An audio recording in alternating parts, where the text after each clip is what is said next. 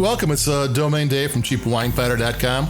Another wine review. I named this one, Does Bon Jovi Give Rosé a Bad Name? Bad name. And so that gives you a hint of what it is. Let me grab the bottle and I'll read it off. Hampton Water, Rosé 21 from the south of France, actually from the Languedoc region. This is a project between Jon Bon Jovi, his son Jesse Bon Jovi, and Gerard Bertrand. Gerard Bertrand is a major player in French wine. He has owned several estates in the south of France. He's bringing biodynamic wines to the Languedoc. Yeah, I mean, this guy is the real deal. And if you're going to hook up and go with somebody and make a wine, he's a good guy to go, especially with French wine. This is from the AOC vineyards in the Languedoc. Languedoc is the largest wine region in France, but it's probably the least publicized. Everybody talks about Bordeaux or Burgundy or whatever.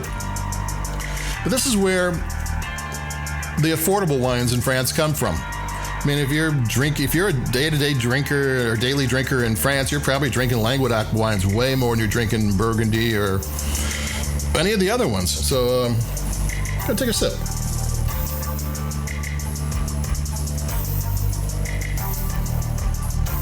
The blend is Grenache, Cinsault, Mourvedre, and some Syrah, which is a typical blend for the south of France. Those are all grapes that grow well there. This is also, according to the American website, is aged in oak barrels, new French oak barrels. The Gerard Bertrand French website doesn't mention that. So I'm not quite sure if there's a difference between the American version of this wine and the French version of the wine. But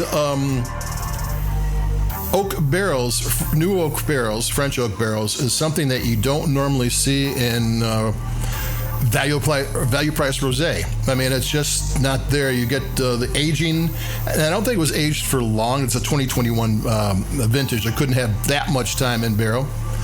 But the oak is going to change the flavors and the textures of the wine. And there's just a little bit, so it's not a massive change, but it actually is a very nice change. It gives you this really smoothness. It gives you a little bit of vanilla in with all the tart fruit flavors and the spices and that type of thing. It is kind of a really nice addition to the wine. And it's something you're not going to find too often in value price wines. I think I found this one for $17.99. I think it lists for a little bit more than that, but it's in the summer. You're going to find these wines available at a good price. I can take another sip.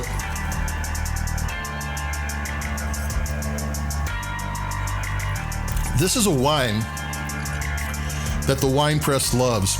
I mean, this is the fourth vintage. The 2022 vintage is the fourth vintage of this wine.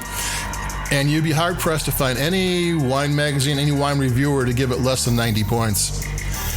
And Wine Spectator, in its top 100 of 2018, added this rosé to the list, and it was the first rosé added to the top 100 wines in at least 25 years. So the first rosé wine this century that made the top 100. So if you use that logic, this sub $20 rosé is the best rosé in the world. Maybe it is. Yeah, I don't know. I mean, I don't. We're Cheap Wine Fighter. We don't drink the expensive stuff that often, or rarely. Basically, I'm going to pour myself some more because this has got that acidity that makes you reach for your glass. You might be in conversation with somebody else and not really thinking about drinking, and you notice yourself grabbing the glass and go, why am I doing this? Because your brain says, give me more. There you go, took the sip. So this is a $20 or sub $20 rosé that might be one of the top rosés you can find. Now, according to the reviewers, do you think it is? Maybe, maybe not. Everything's subjective. It's not one of those things. That's one of the reasons why I don't give it this stars or this point system. Nah. I can tell you what I like and I can tell you what I don't like, and then you can figure it out from there. I mean, if you like the wines I like or you hate the wines I like, well, you can figure, oh, okay, I can extrapolate from there. So I just drink them, and if they appeal to me, that's good. And this wine is really good wine because I think that little bit of oak changes everything. It gives us a smoothness. Like when you first taste it, there's like a lag before the tartness of and the spiciness comes in. So there's a little bit of a smooth edge, and then it hits, which is a really nice sensation. Because sometimes wines give everything up front, and that might not be bad. It's what's up front might be delicious. This one, he says, you wait for it, and then it hits you, and then the mid-palate's kind of less, isn't as expressive as some wines. It kind of, because everything kind of like that change happens up front. Doesn't wait till the mid-palate to happen.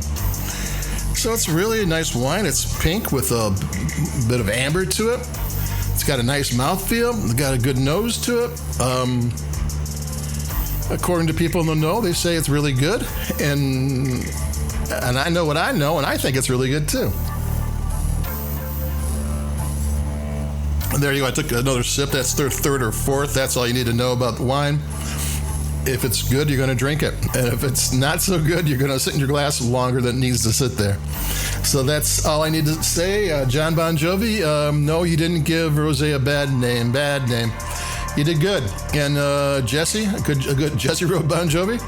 And I think Jesse Bon Jovi, if I'm not mistaken, when I'm trying to read what was written about it, it might have been the person who engineered the whole thing. So good job. And Gerard Bertrand, the guy knows his stuff. So this is a good rosé.